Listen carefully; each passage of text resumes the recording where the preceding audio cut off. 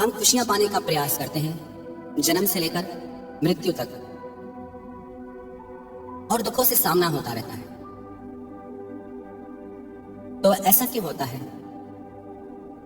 जरा हम विचार करें, या तो हम उस डायरेक्शन में नहीं जा रहे जिस रास्ते पे, जिस मार्ग पे हमें खुशियां और सुख मिले।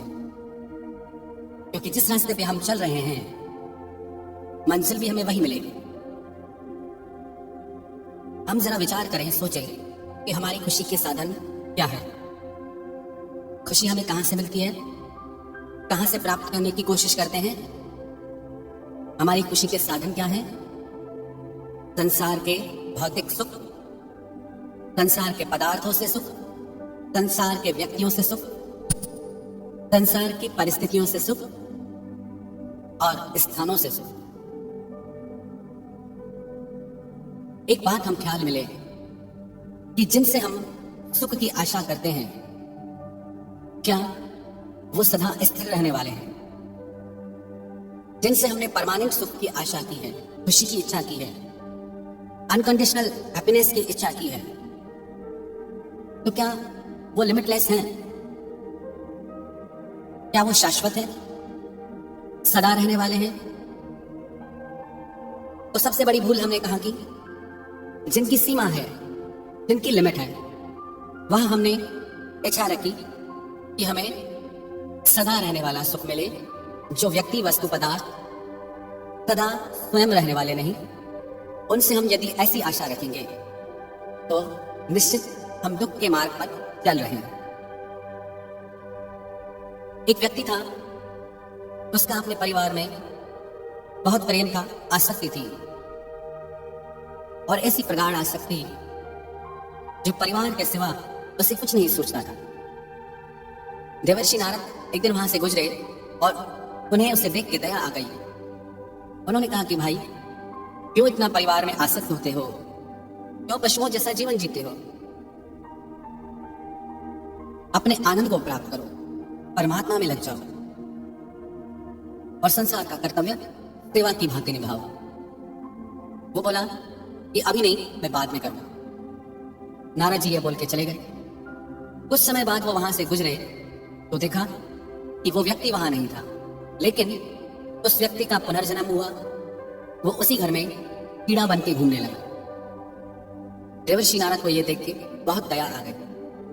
वो बोले कि भाई, तेरी ये दशा हो गई परिवार में आसक्ति रखने के कारण, तो इस देह का त्याग कर और भगवान की शरण ले। वो बोला कि नहीं, मैं सारे घर वालों के साथ रहना चाहता हूं, उन्हें अपने करीब देख के मुझे बहुत अच्छा लगता है। देवर्षि नारद को बहुत अचंभा लगा कि ऐसी इसकी दुर्दशा हुई है, पर आसक्ति के चलते इसे यहां दुख दिखाई दे रहा है। नारद जी वहां से चले गए। एक दिन फिर वो वहां से गुजरे तो उन्होंने देखा कि वो उसी घर के बाहर कुत्ता बन के घूम रहा है। उन्हें बहुत दया आई।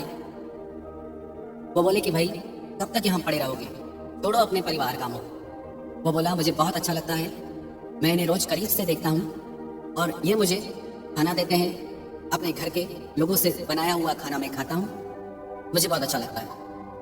और ये सब देख के नारद जी सोचने लगे कि ये आसक्ति इतनी प्रगाढ़ है कि दुख में भी दुख की भ्रांति कराती है, अपमान में भी सम्मान की भ्रांति कराती है। जिन परिस्थितियों में हम आसक्त हुए हैं, जिस परिवार में, जिस समाज में, उससे ऊपर उठकर हम सोच नहीं पाते कि वास्तविक सुख और खुशी का स्वरूप क्या हो सकता है।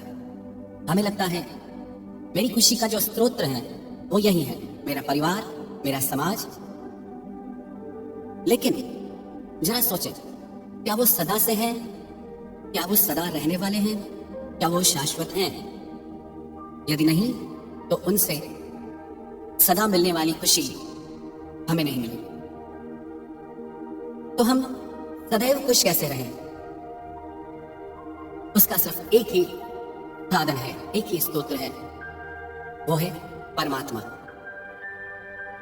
क्योंकि हमें ऐसी खुशी चाहिए जो सदा रहे, जो काल की सीमा में बंधी ना हो, जिसके होने से पहले, जिसके होते समय, जिसके होने के बाद उस पे दुख की छाया भी न पड़ती हो।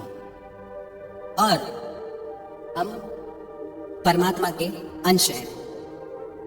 जैसे परमात्मा का स्वरूप चैतन्य शाश्वत है, वैसे ही हमारा भी वास्तविक स्वरूप चैतन्य शाश्वत है। जब तक हम अपने निज स्वरूप में, अपनी निजता में नहीं लौट के आएंगे, तब तक उस आनंद को, उस खुशी को हम प्राप्त नहीं कर पाएंगे। क्योंकि अभी तक जितने भी साधन हैं वो बाहर के हैं। जहां से भी खुशी मिल रही है बाहर से मिल रही है। हमारे भीतर से कोई खुशी का झरना नहीं बहता, कोई आनंद की लहर नहीं। जब बाहर से कुछ अच्छा सुनने को मिलता है, देखने को मिलता है, संसार से प्रेम मिलता है, हम प्रसन्न होते हैं। वही संसार जब पीड़ा देता है, अपमानित करता है, तो हम दुखी होने लगते हैं। तो हमारी सारी दुख सुख की व्यवस्था बाहर के लोगों पे, बाहर की चीजों पे निर्भर करती है। यदि हम थोड़ा अपने आप में लौटें, अपने आप से जुड़े, अपनी निजता से जुड़े, परमात्मा से जुड़े, तो रोज रोज ये जीवन में दुख सुख का, पीड़ाओं का, परेशानियों का जो चक्कर चलता है वो ठहर जाए। क्योंकि हम देख पाएंगे ये सब चीजें चल रही हैं और मैं इससे अलग हूं।